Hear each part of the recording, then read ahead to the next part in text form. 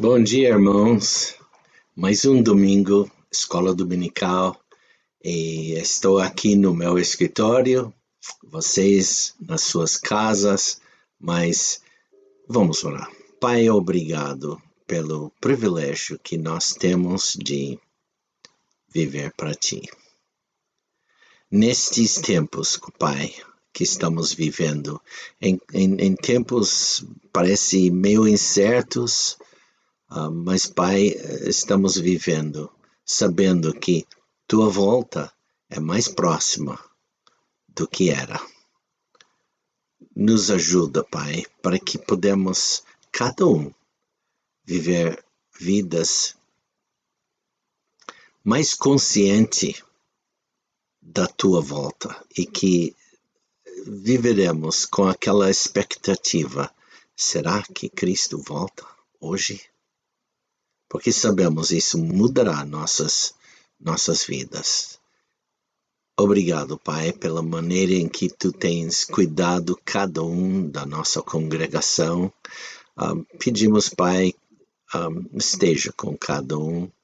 E obrigado, Pai, pela boa viagem que deu para Shirley, voltando de Nova Zelândia, está agora em casa. Te damos graças, Pai. Esteja com todos os nossos amigos, supre as necessidades, Pai, dando saúde a cada um. No nome de Cristo pedimos isto. Amém. Muito bom. Hoje nosso estudo, vamos continuar naquela estudo, né? A escuridão que fica. Estamos eu estou numerando a lição número 10. E hoje o nosso tema é a escada de resgate. A escada de resgate. E nós vamos estar lendo em Filipenses, capítulo 1, versículos 3 a 11. Agora, quando fomos salvos, fomos tirados das trevas do diabo e fomos colocados na luz de Deus. No entanto, como vimos, algumas das trevas permanecem conosco.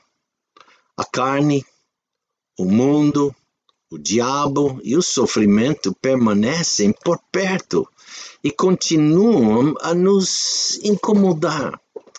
A presença deles lembra-nos de onde nós viemos e nos desafia a alcançar as pessoas que ainda estão na escuridão do pecado, condenados a uma eternidade no inferno e sem esperança verdadeira. É da onde nós viemos. Mas antes que possamos alcançá-los, essas pessoas, algo precisa acontecer em nossa vida interior para mudar a maneira de como nós pensamos.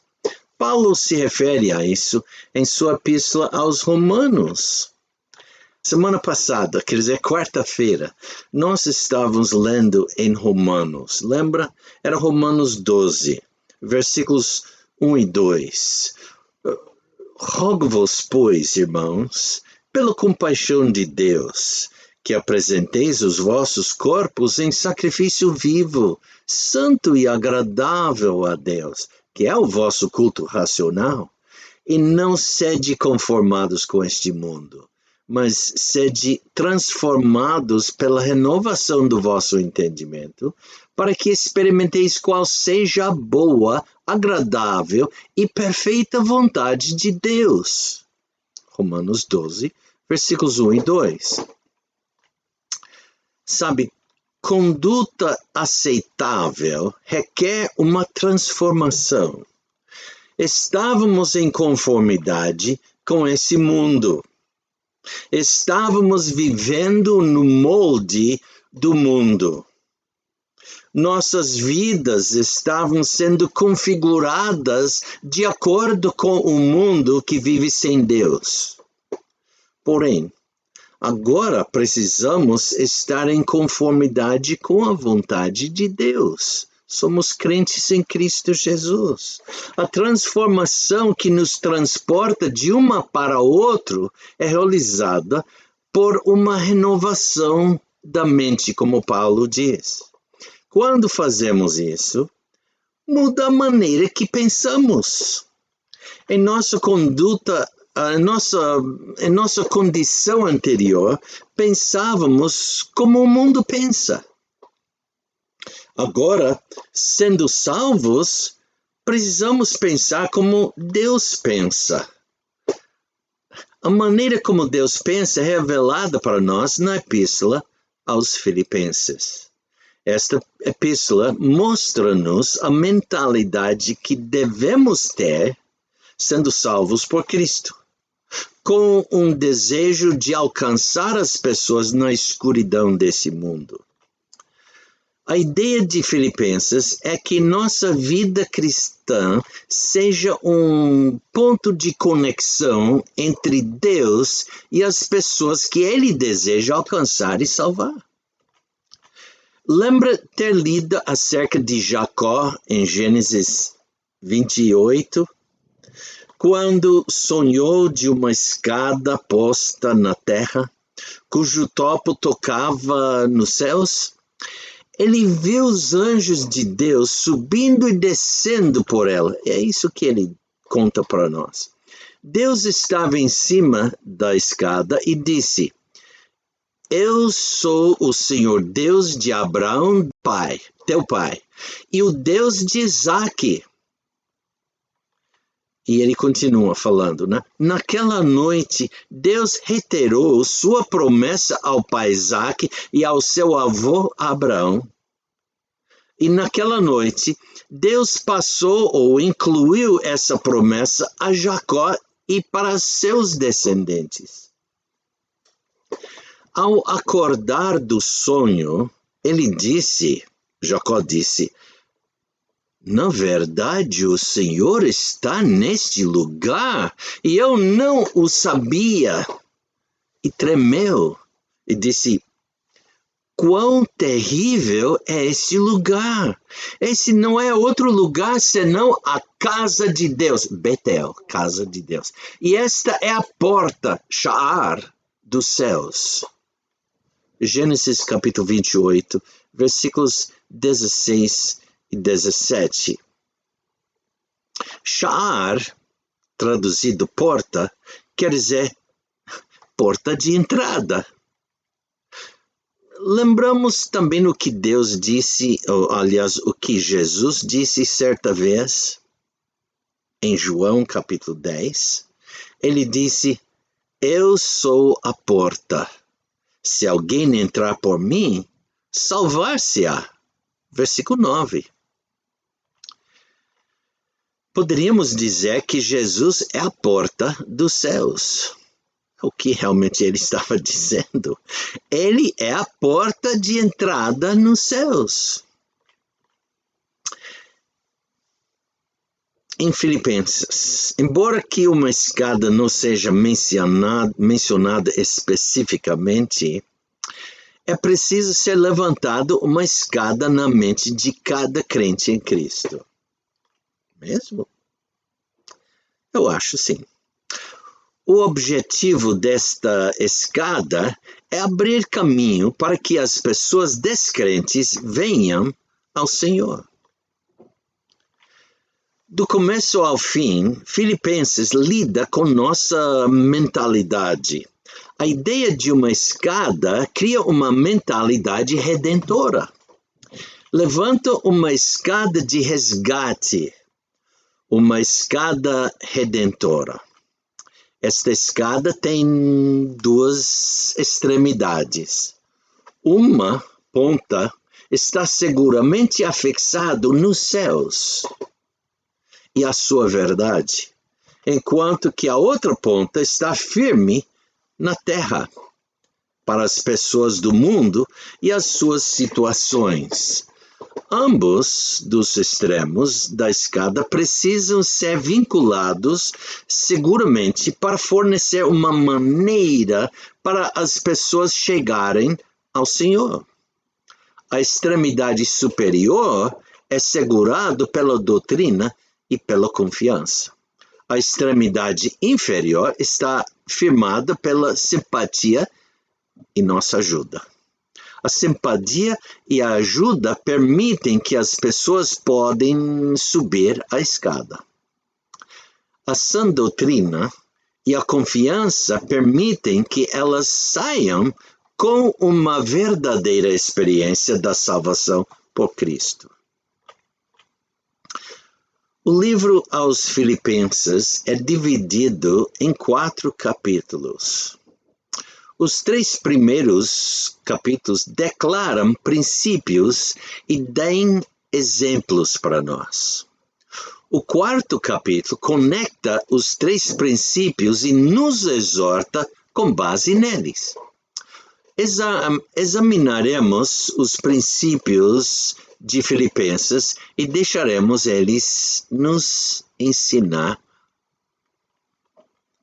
como levantar esta escada de resgate redentora em nossas mentes. Uma que seja bem firmada. Ao fazermos isso, descobriremos a mente cristã e como deveria ser. E, portanto, descobriremos também a vida cristã e como esse também devia ser. Como nossa mente deve ser. Após os ataques terroristas de 11 de setembro de 2001, lá no meu país, os nossos irmãos em Cristo ou reagiram ou agiram em maneiras diferentes. Alguns deles reagiram com raiva e pensavam apenas em vingança. Agindo outros, sentiram que era uma oportunidade propícia de divulgar o Evangelho. Eles achavam, por causa do acontecimento, que as pessoas não salvas seriam agora mais inclinadas a ouvir coisas sobre Deus. Estes crentes também pensaram que seus amigos em Cristo precisavam encorajamento.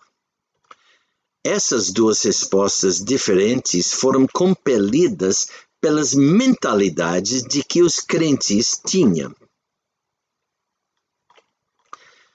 Existe uma mentalidade redentora.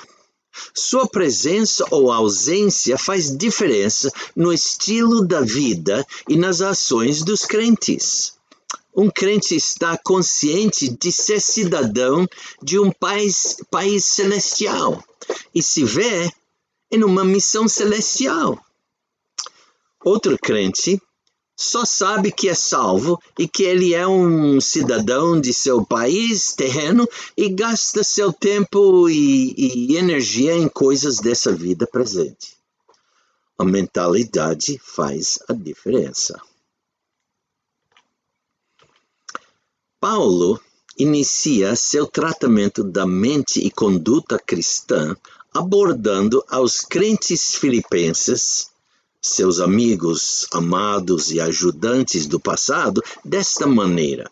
Vamos pegar nossas Bíblias e vamos para Filipenses, capítulo 1, e vamos ler versículos 3 a 11. Filipenses, capítulo 1.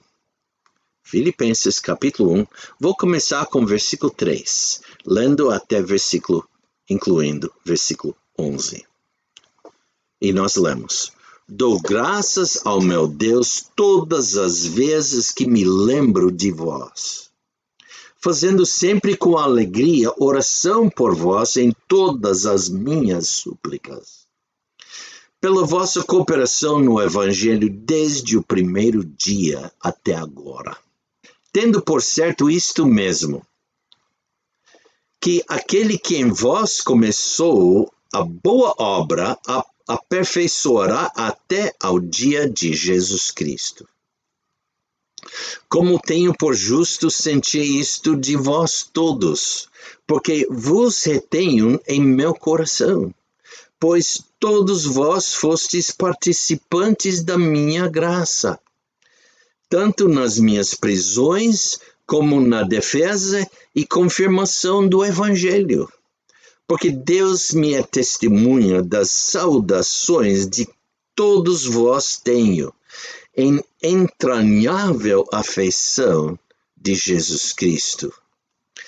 E peço isto, que o vosso amor cresça ainda mais e mais em ciência e em todo o conhecimento, para que aproveis as coisas excelentes, para que sejais sinceros e sem escândalo algum até o dia de Cristo, cheios de frutos de justiça, que são por Jesus Cristo, para a glória e louvor de Deus.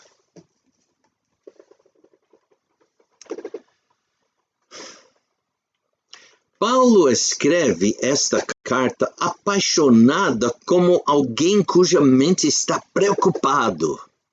Ele foi motivado por sua preocupação por ter percebido uma falha nas vidas daqueles crentes. Provavelmente, esta pode ser uma falha nas nossas vidas também. Fazendo esse estudo, eu vi, era uma falha na minha vida. Com certeza é uma falha também na sua. 3 assuntos estão fixados no fundo da mente de Paulo. Estes ocupam a maior parte dos seus pensamentos. Ele parece estar até insistente. Os assuntos são o Evangelho, o tribunal de Cristo, a pessoa de Cristo. Esses mesmos 3 assuntos devem ocupar os pensamentos de cada crente. Nós devemos nos preocupar com eles também, pois elas nos darão uma estrutura para ter uma vida fiel. Abraçando esses 3 assuntos, eles vão se tornar uma motivação convincente para tudo que dizemos e fazemos.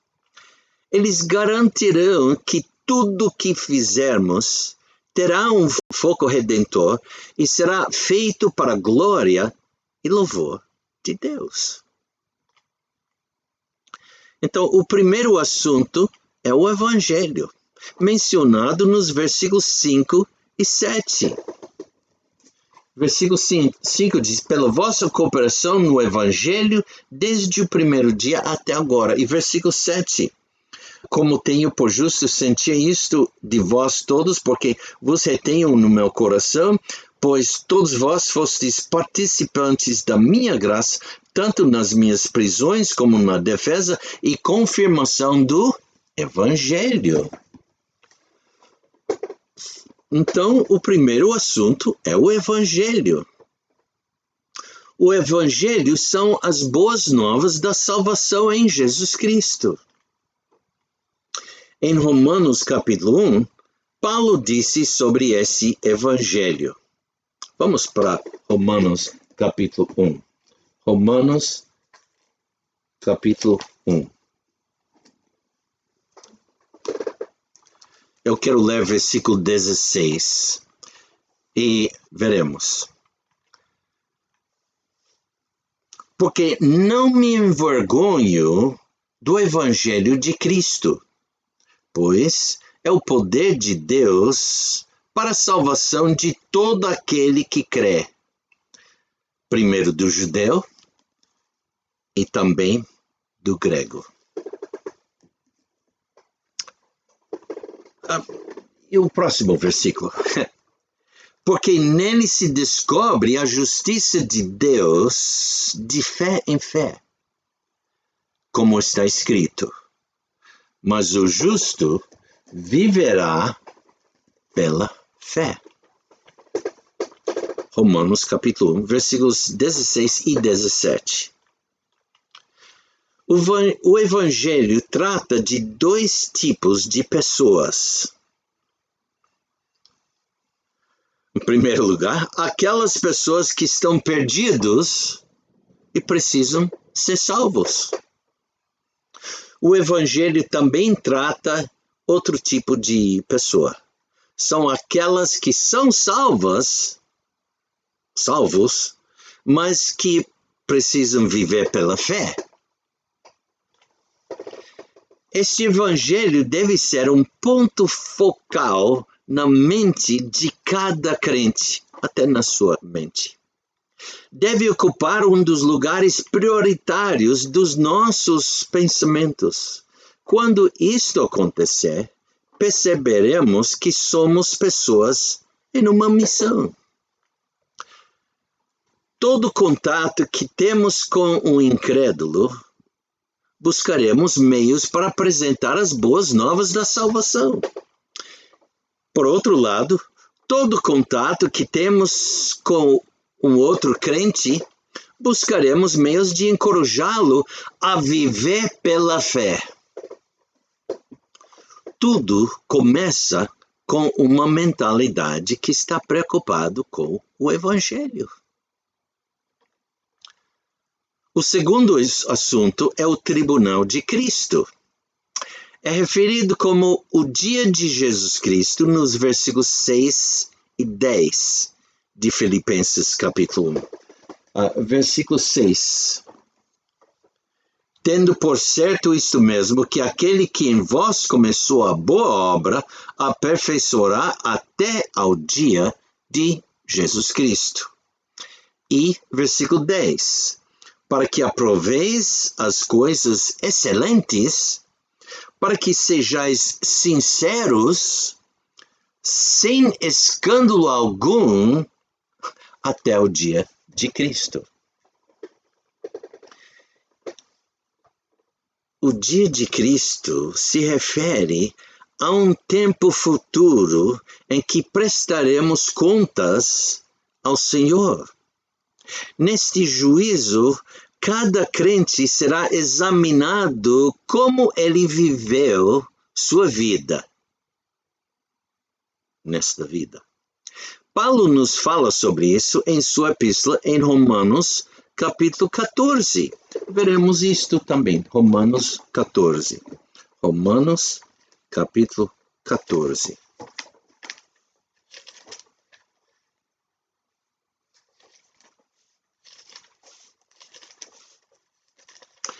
Capítulo 14, vou ler versículos 7 a 12.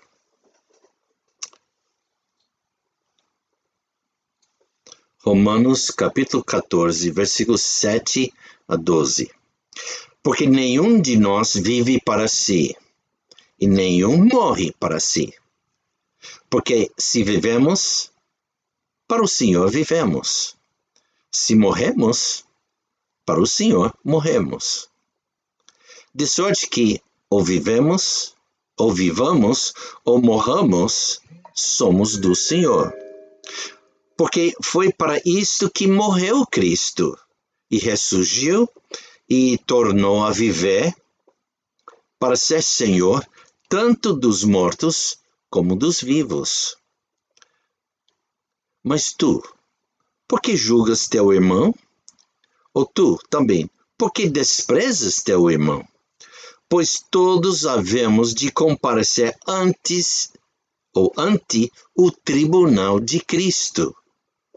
Porque está escrito, como eu vivo, diz o Senhor, que todo joelho se dobrará a mim, e toda língua confessará a Deus. De maneira que cada um de nós dará conta de si mesmo a Deus. A vida cristã,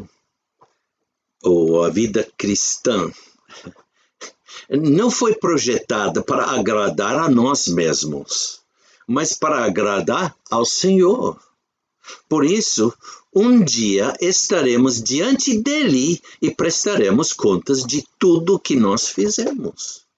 Esse tempo de prestar contas é chamado de tribunal de Cristo.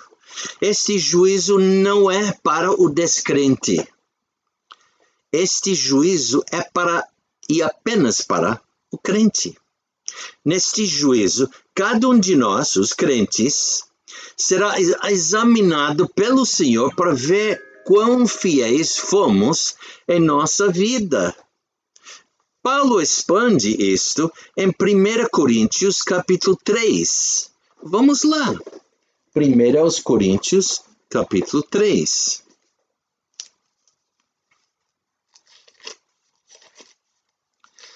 Vou ler versículos 9 a 15. Capítulo 3, 1 Coríntios, capítulo 3, começando com versículo 9, incluindo até versículo 15, tá? Então nós lemos, falando dos crentes, tá?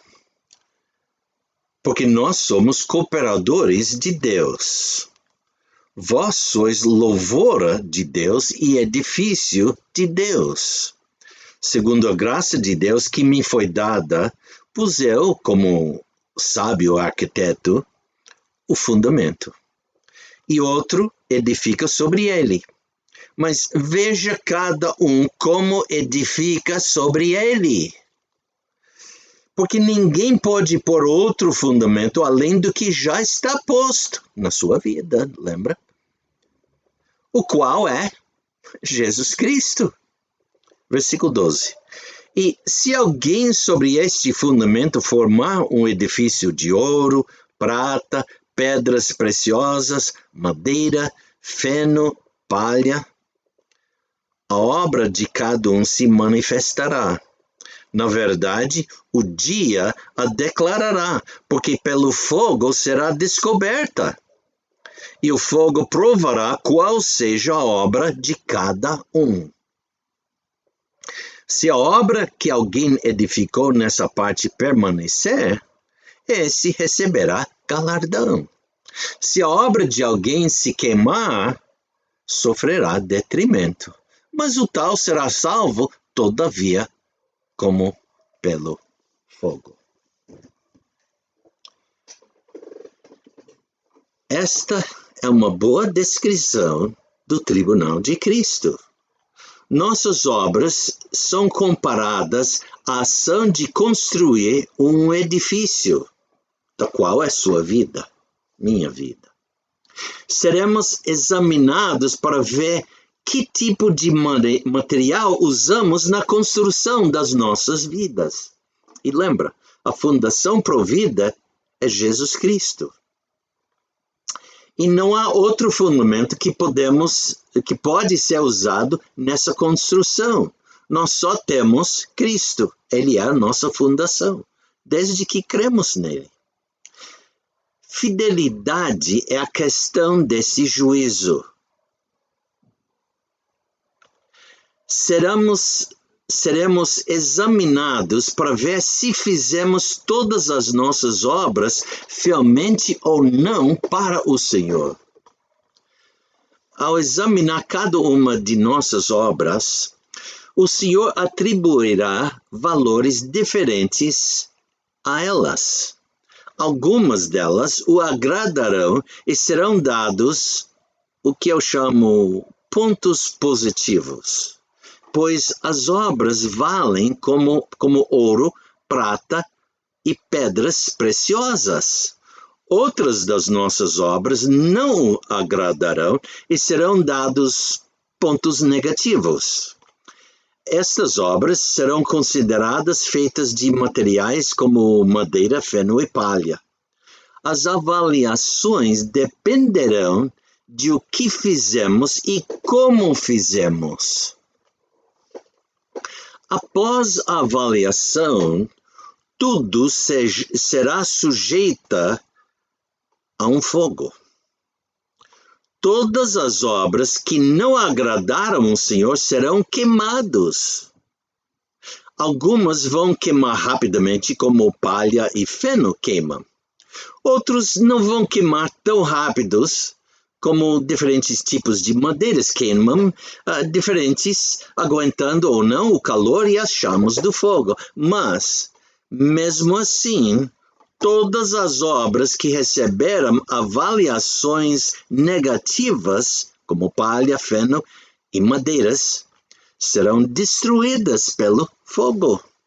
Somente aquelas obras que agradaram Cristo sobreviverão a fogo.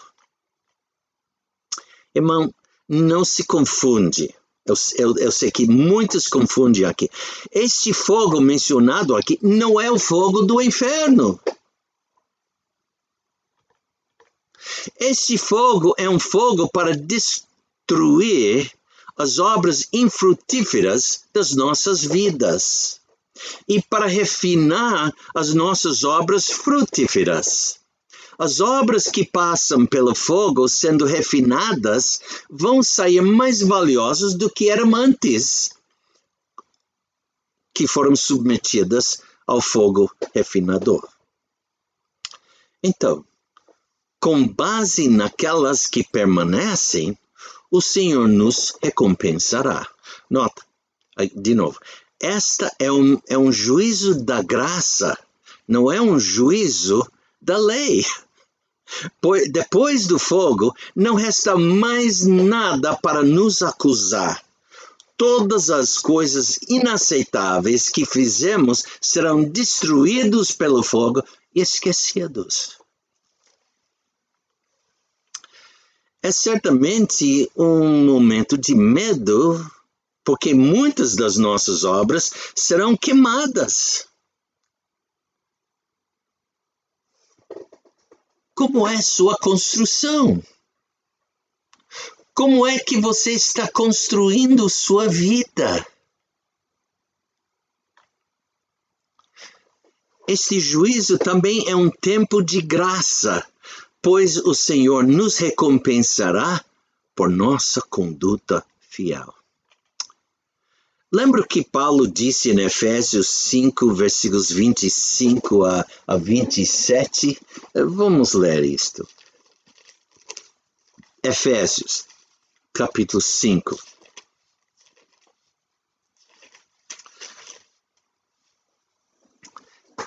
Eu vejo esses versículos como profecia. Aqui Paulo está falando primeiro às mulheres e depois aos homens, e depois ele faz o resultado, ele faz a razão, né? Mas vamos começar com o versículo 25. Vós, maridos, amai vossas mulheres, como também Cristo amou a igreja, e a si mesmo se entregou por ela, para a santificar, purificando-a com a lavagem da água pela palavra. É essa parte que está acontecendo nas nossas vidas agora. Mas olha o versículo 27. Para apresentar a si mesmo igreja gloriosa, sem mácula. Não pode estar sem mácula até o término do tribunal de Cristo. Para apresentar a si mesmo igreja gloriosa, sem mácula, nem ruga, nem coisa semelhante, mas santa e irrepreensível. A igreja que nós fazemos parte não é assim ainda, né? Mas Deus está querendo fazer isto em nossas vidas. Este tribunal de Cristo deve também ser um ponto focal em nossas mentes enquanto vivemos hoje. Faça essa pergunta a si mesmo. O que estou fazendo vai durar no juízo?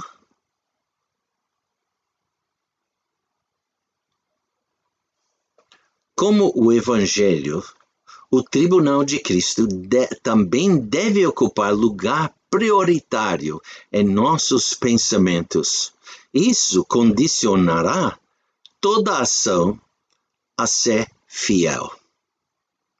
Eu acho que nosso tempo acabou.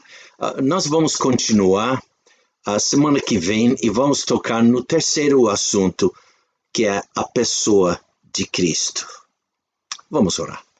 Pai, mais uma vez, temos olhado na Tua palavra.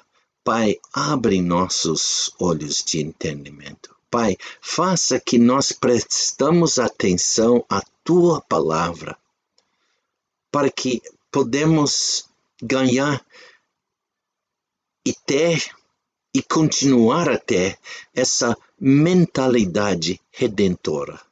Porque nós sabemos, é essa mentalidade que vale. Pedimos isto, Pai, no nome de Cristo Jesus, o nosso grande Salvador. Amém.